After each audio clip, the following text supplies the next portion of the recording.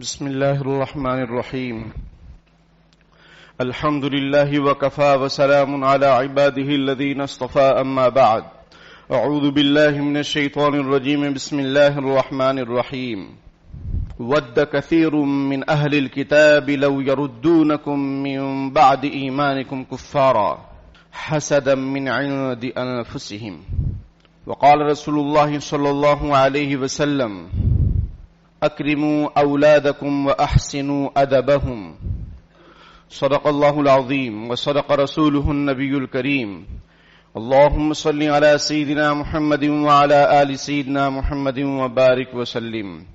اللہ سے کرے دور تو تعلیم بھی فتنہ، اللہ سے کرے دور تو تعلیم بھی فتنہ، اولاد بھی املاک بھی جاگیر بھی فتنہ. نہ حق کے لیے اٹھے تو شمشیر بھی فتنہ، شمشیر ہی کیا نعرے تکبیر بھی فتنہ.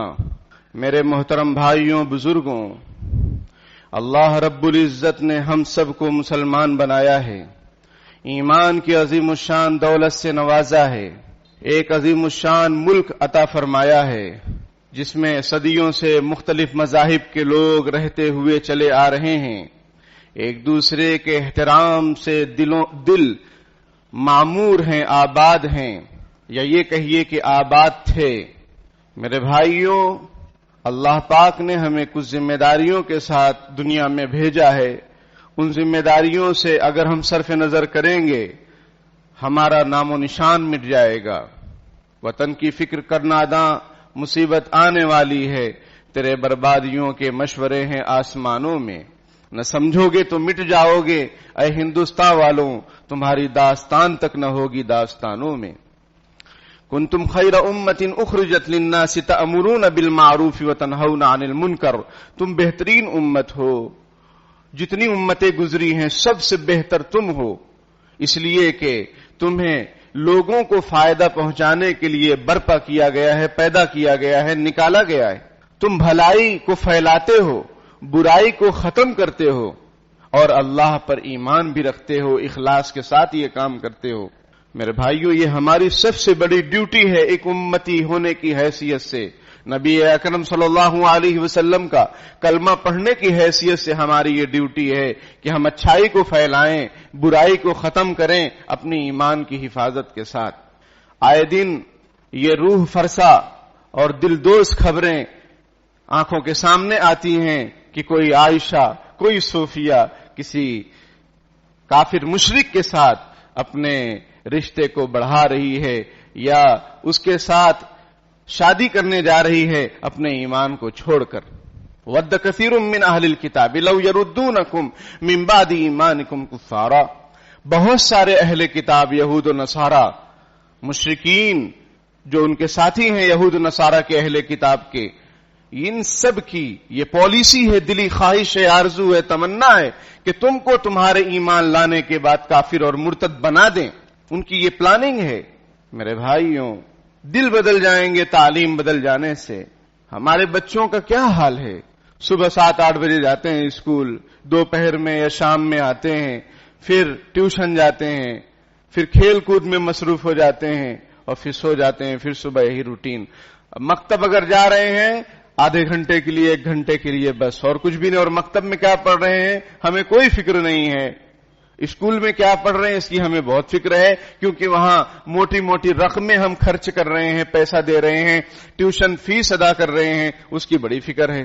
ہم اپنی اولاد کی تمام جائز اور ناجائز باتوں کو پوری کرنے کے لیے کچھ بھی کرنے کے لیے تیار رہتے ہیں، کہیں سے بھی پیسہ لانے کے لیے تیار رہتے ہیں.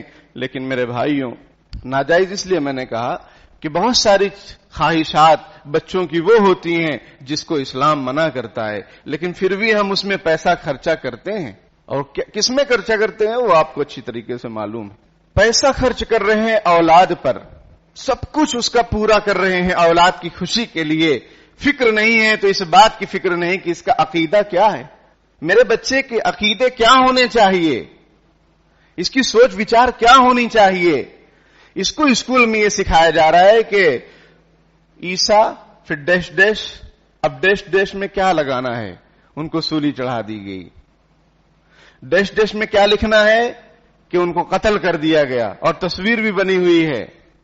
قرآن کہتا ہے وَمَا قَتَلُوهُ وَمَا صَلَبُوهُ وَلَكِنْ شُبِّهَ لَهُمْ بَلْ رَفَعَهُ اللَّهُ، اللہ نے ان کو آسمان پر اٹھا لیا حضرت عیسیٰ علیہ السلام کو، وہ قیامت سے پہلے پھر واپس آئیں گے، دجال کو قتل کریں گے۔ یہ قرآنی عقائد ہیں، یہ حدیث میں اس کا ذکر ہے، یہ اجماعی عقائد ہیں، اس کا انکار کرنے والا کافر اور مرتد اور مشرک ہے۔ لیکن ہمارے بچے بالکل باقاعدہ اس کو لکھ رہے ہیں، پڑھ رہے ہیں، سمجھ رہے ہیں۔ کھانے سے پہلے ان کو کوئی پرارتھنا کرائی جا رہی ہے جس میں کفریہ شرکیہ کلمات ہیں، کسی دیوی دیوتا کا تصور ہے۔ دل بدل جائیں گے۔ تعلیم بدل جانے سے، شیخ مرحوم کی مجھے اب وہ بات یاد آتی ہے، دل بدل جائیں گے تعلیم بدل جانے سے۔ اکبر الہ آبادی کا یہ شعر ہے۔ اور ہم کیا کر رہے ہیں؟ ہم پیسہ خرچہ کر رہے ہیں اور ان کی آخرت اور دنیا کو تباہ کر رہے ہیں۔ یہی وجہ ہے کہ معاشرے میں ڈگری ہولڈرز کی کمی نہیں ہے، بڑے بڑے ڈاکٹر ہیں، بڑے بڑے انجینئر ہیں، لیکن وہ بچہ جو کوئی پیشنٹ جاتا ہے، اتنے ٹیسٹ، اتنی دوائیاں کہ وہ غریب آدمی دھرا کا دھرا رہ جاتا ہے۔ سمجھ میں آئی؟ سب پڑھا کا پڑھا رہ جاتا ہے اور غریب آدمی دنیا چھوڑ کر چلا جاتا ہے۔ علاج کے لیے اتنے پیسے ہی نہیں، کیونکہ یہ اتنے ٹیسٹ، اتنے جو ہے چیک اپ لکھ رہے ہیں کہ اور ان کو جو ہے ادھر ادھر سے پیسے مل رہے ہیں، لے رہے ہیں، کمیشن مل رہا ہے۔ کیوں؟ اس لیے کہ اللہ سے کرے دور تو تعلیم بھی فتنہ۔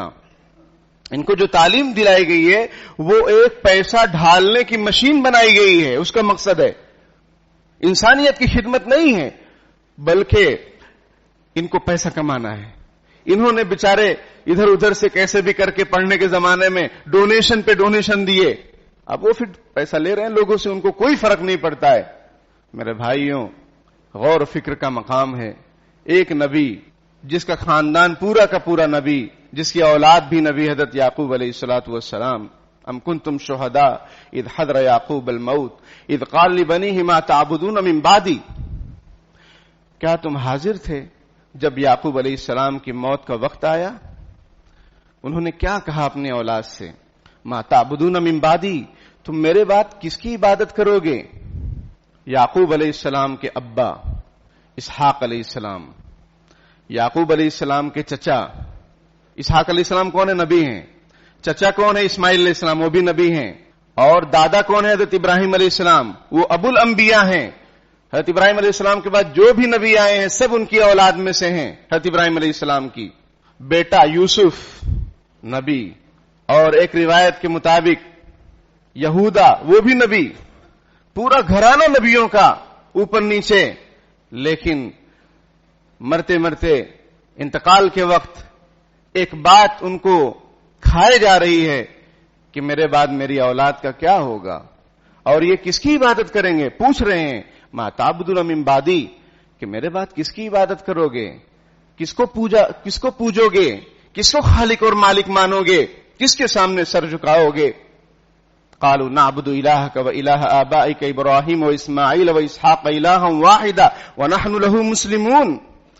بچوں نے کہا ابا جان، ہم آپ کے خالق اور مالک، ابراہیم اور اسماعیل اور اسحاق کے خالق اور مالک، یعنی ایک اللہ کی عبادت کریں گے اور ہم اسی پر ایمان لائے ہیں اور ہم مسلمان ہیں۔ آج ہمیں اپنی اولاد کی کوئی فکر نظر نہیں آتی ہے؟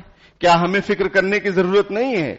ایک نبی، وقت کا نبی، خاندان پورا نبی، ان کو اپنی اولاد کی فکر ہے، اس لیے کہ وہ جس ماحول میں تھے مصر کے اندر، اکثریت وہاں کی کفر شرک کرنے والی، کوئی سورج کو پوج رہی ہے، کوئی چاند کو پوج رہی ہے، کوئی بادشاہ کو پوج رہی ہے، سمجھ میں آئی بات؟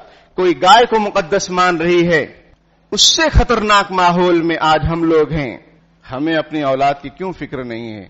مولانا علی میاں ندوی رحمۃ اللہ فرماتے ہیں کہ ہمارا کام اس وقت تک قابل اطمینان نہیں ہو سکتا ہے جب تک کہ ہم اپنے اولاد کی تعلیم کی فکر، اس کی دوا، اس کے علاج، اس کے کپڑے، اس کے کھانے پینے سے زیادہ نہ کریں۔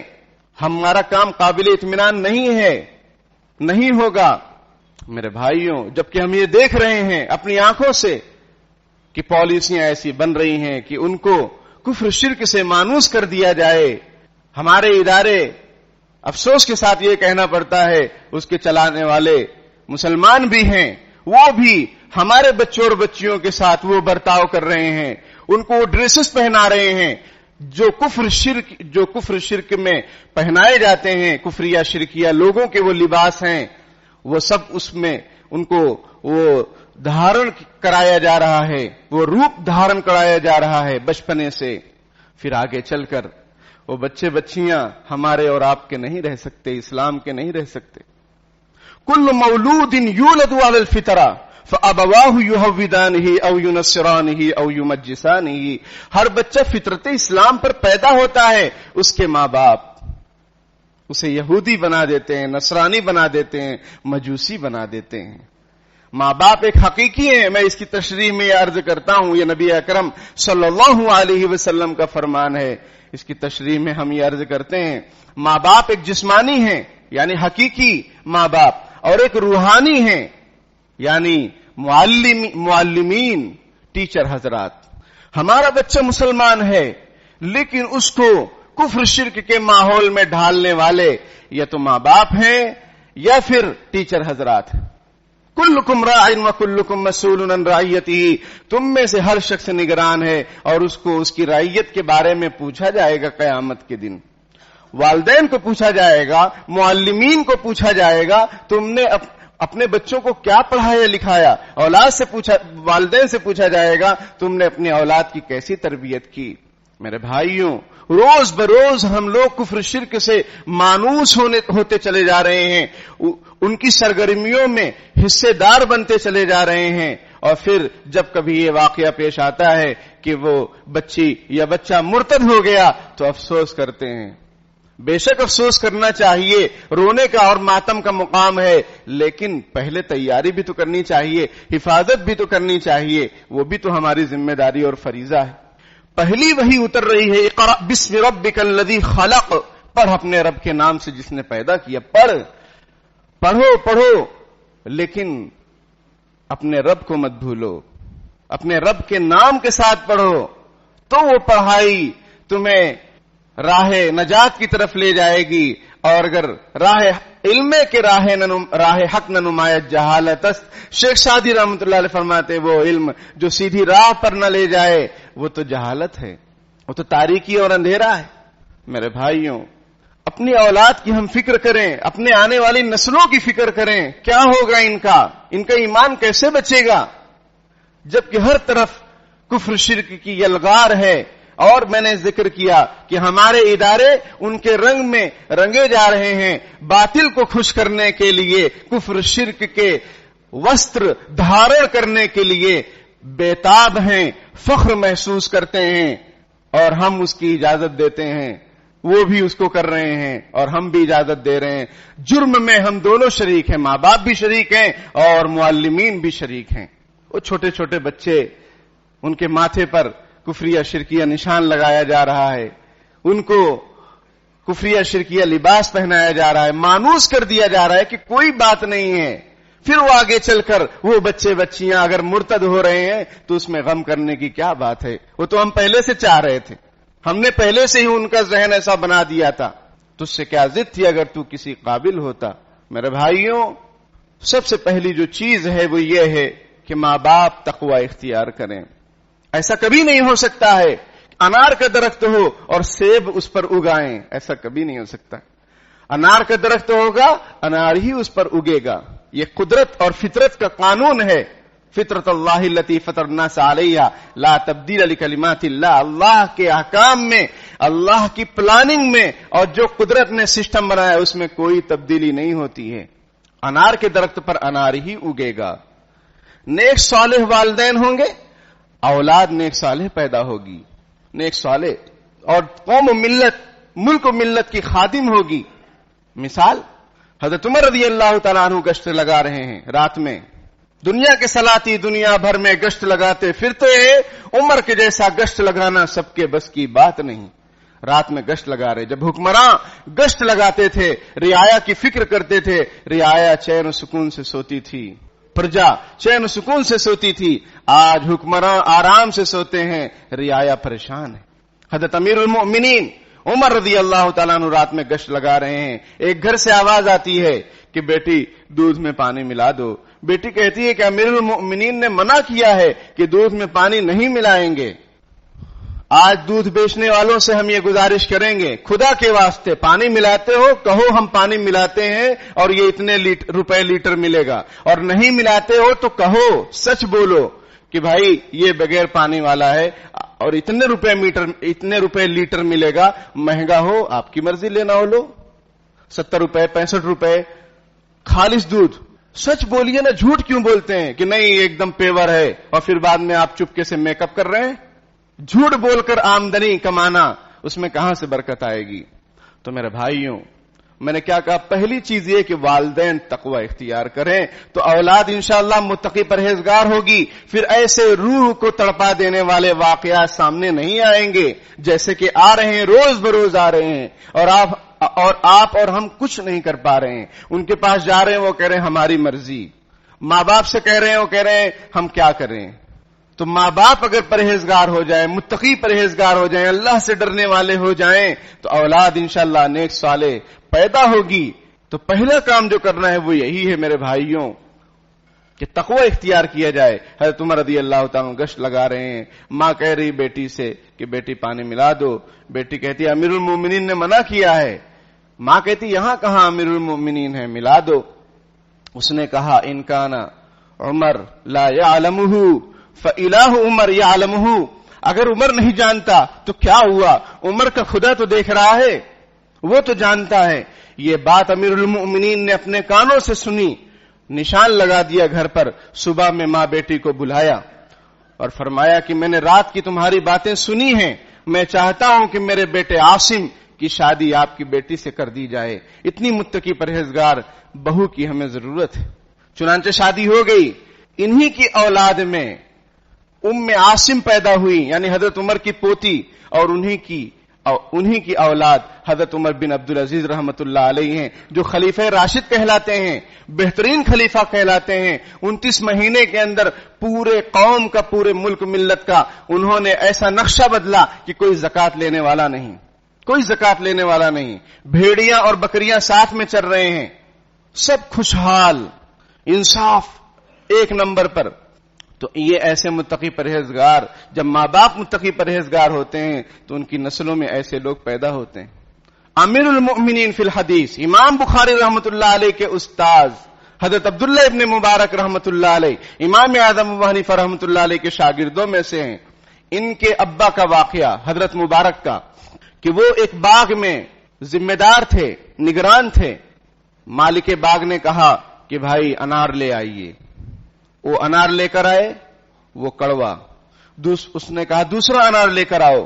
دوسرے درخت سے لے کر آئے، وہ بھی کڑوا. پھر کہا کہ تیسرے درخت سے لے کر آؤ. لے کر آئے، وہ بھی کڑوا. بادشاہ جو مالک باغ تھا، باغ کا مالک، اس نے کہا کہ تمہیں احساس نہیں ہے، تمہیں معلوم نہیں ہے کہ یہ سب کڑوے انار ہیں، میٹھے نہیں ہیں. تو انہوں نے کہا حضرت مبارک رحمت اللہ علیہ نے کہ مجھے نہیں معلوم، کیونکہ میں نے کبھی کسی درخت سے کوئی پھل کھایا ہی نہیں، مجھے نہیں معلوم کہ کون سا میٹھا ہے کون سا کڑوا ہے. تو باغ کے مالک نے جب یہ دیکھا کہ اتنا امانت دار شخص یہ ہے، اس نے اپنی بیٹی کی شادی ان سے کر دی جو کہ متقی پرہیزگار حافظہ عالمہ تھیں.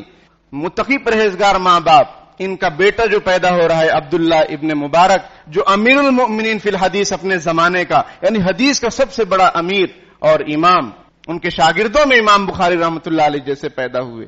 تو میرے بھائیوں، بزرگوں، دل کی گہرائیوں سے ہم یہ عرض کرتے ہیں، خدا کے واسطے اپنے آنے والی نسلوں پر رحم کیجیے. اولاد ایک عظیم الشان نعمت ہے، دولت ہے.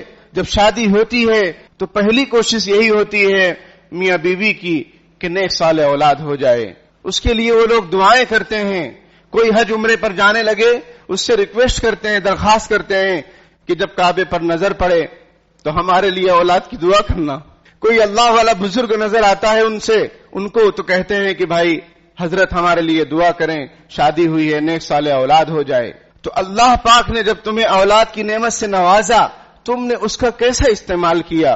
تم نے کن اداروں کے حوالے ان کو کر دیے جو کفر، شرک اور ایسے ایسے نعرے ان سے لگوا رہے ہیں جو ایمان سوز ہیں، ایمان کو ختم کر دینے والے ہیں. ایسے ایسے لباس پہنا رہے ہیں جس سے ان کے دل کے اندر سے کفر شرک کی جو نفرت ہونی چاہیے وہ نکل جا رہی ہے. تم نے کیا کیا یا ہم نے کیا کیا؟ ایسی عظیم الشان نعمت جس کے لیے اتنی آپ نے قربانیاں برداشت کی، آپ کی بیوی نے کتنی تکلیفیں برداشت کی، 9 مہینے تک، 2 سال تک.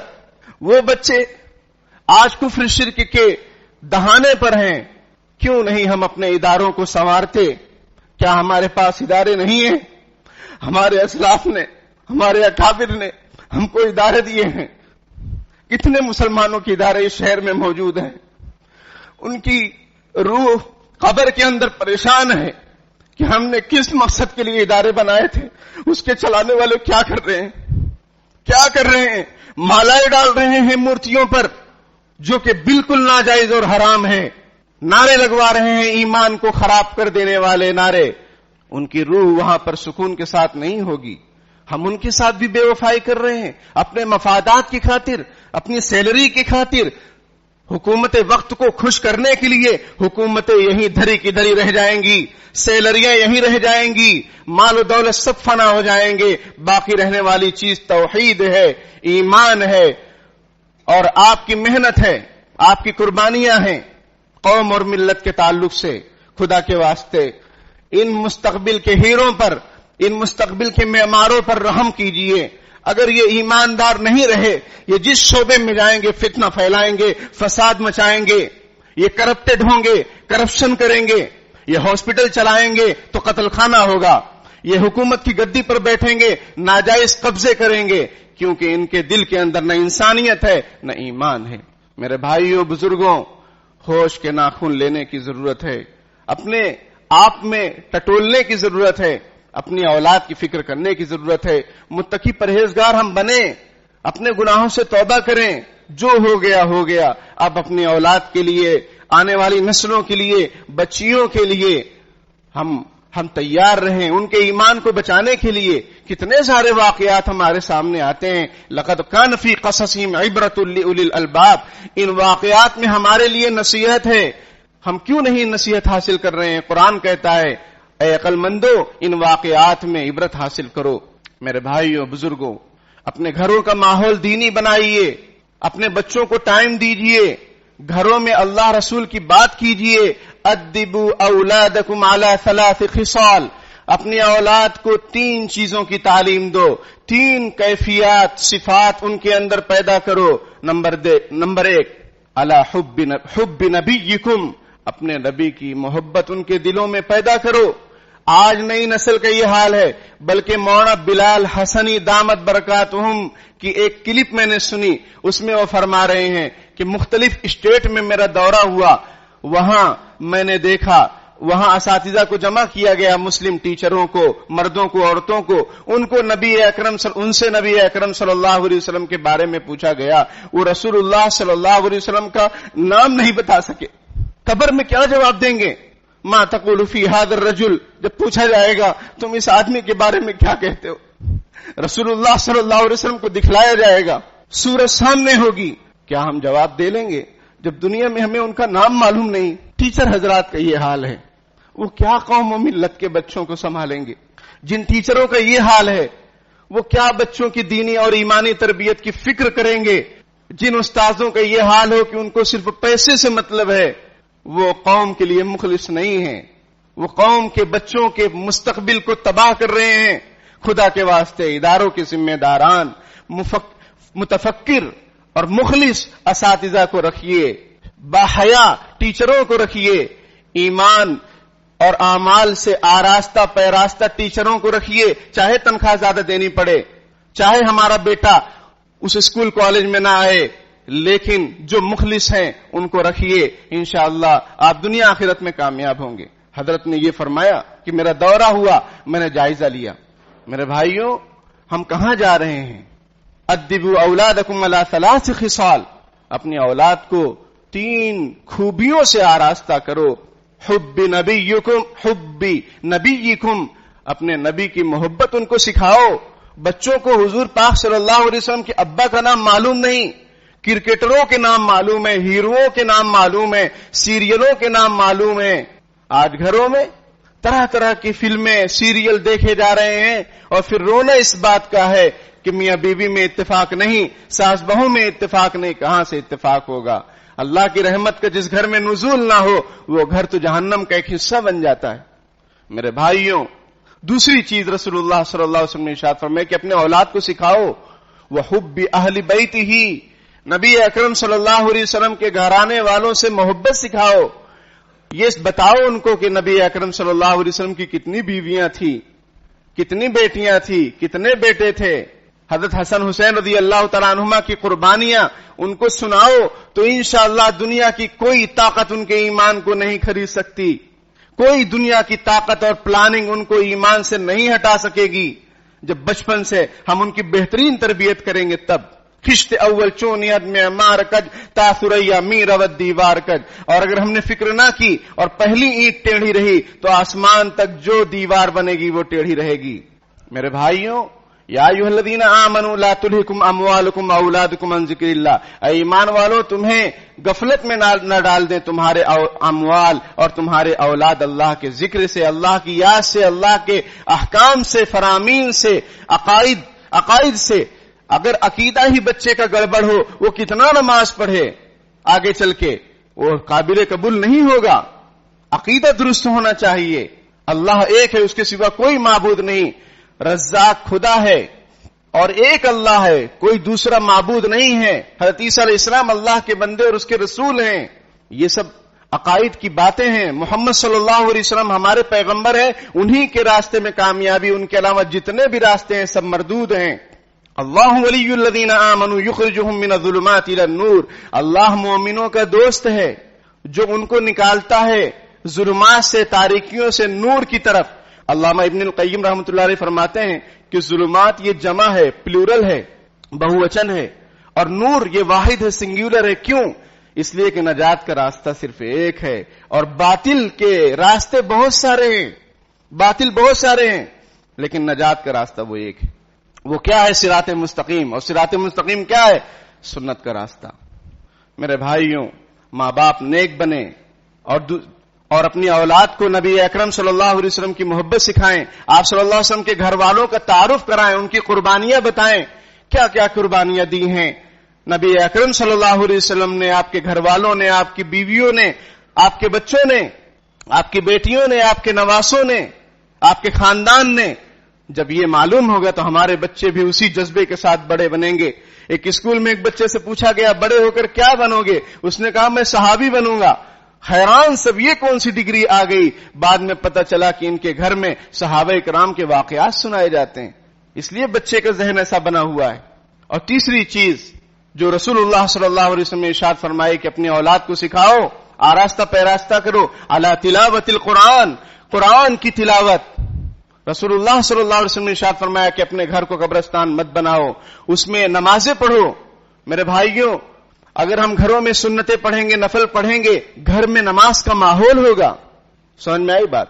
اگر ہمیں موقع ہو تو ہم ضرور اپنے گھر میں ہی پڑھیں. مسجد سے فرض پڑھیں، دعا کریں، اپنے گھر چلے جائیں، وہاں سنت اور نفل پڑھیں. یہ باقاعدہ رسول اللہ صلی اللہ علیہ وسلم کا طریقہ ہے.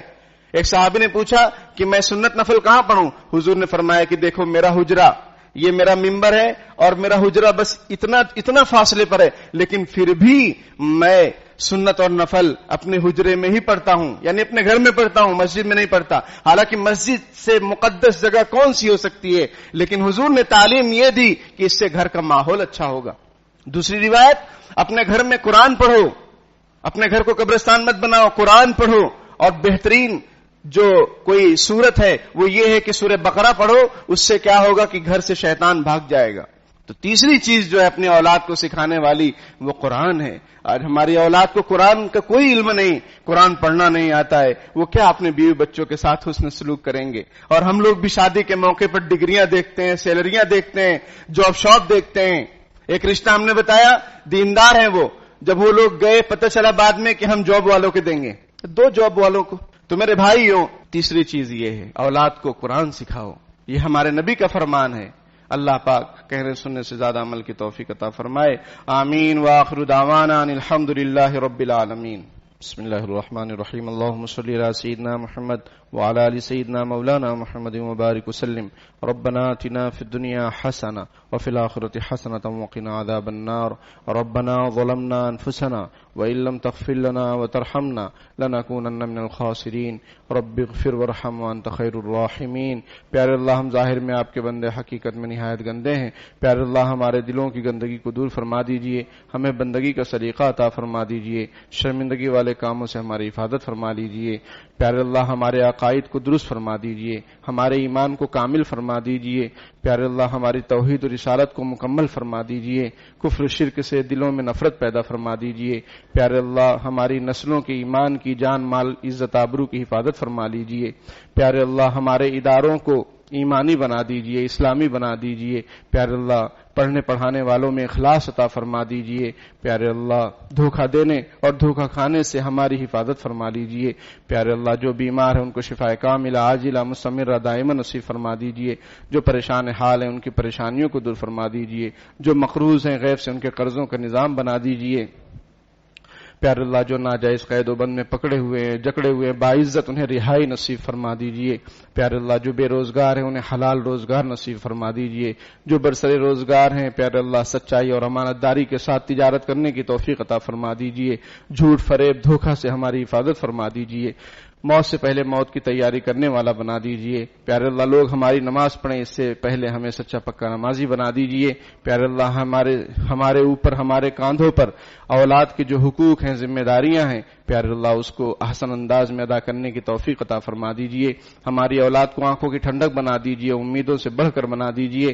پیارے اللہ، اولاد کے دکھوں سے حفاظت فرما لیجئے، اولاد کی نافرمانیوں سے حفاظت فرما دیجئے. پیارے اللہ، آئے دن یہ خبریں ملتی ہیں کہ فلانا بچہ یا بچی اسلام سے پھر گئے. پیارے اللہ، ہمارے ہوتے ہوئے پیارے اللہ یہ سب ہو رہا ہے، ہمیں معاف فرما دیجئے، ہمیں اپنی ذمہ داری ادا کرنے کی توفیق عطا فرما دیجئے. پیارے اللہ، ہم زندہ ہوں اور ایمان والے ایمان سے پھر جائیں. پیارے اللہ، بڑا جرم ہے، پیارے اللہ معاف فرما دیجئے. ہمیں جو خیر امت ہونے کی حیثیت سے جو ذمہ داری دی گئی ہے پیارے اللہ اس کو بخوبی ادا کرنے کی توفیق عطا فرما دیجئے. ہمارے بچے بچیوں کی ایمان اعمال کی حفاظت فرما دیجئے.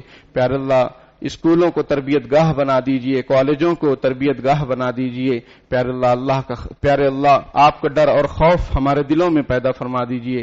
آپ کا شوق اور آپ کی محبت اور معرفت ہمارے دلوں میں، ہمارے بچوں اور بچیوں میں پیدا فرما دیجئے. پیارے اللہ، ایمان لانے کے بعد کفر میں داخل ہونے سے ہماری پوری امت مسلمہ کی حفاظت فرما دیجئے. ہماری پوری امت مسلمہ کی حفاظت فرما دیجئے. ہماری دعاؤں کو قبول فرما لیجئے. جزا اللہ عنا محمد صلی اللہ علیہ وسلم وما هو اہلہ برحمتک یا ارحم الراحمین.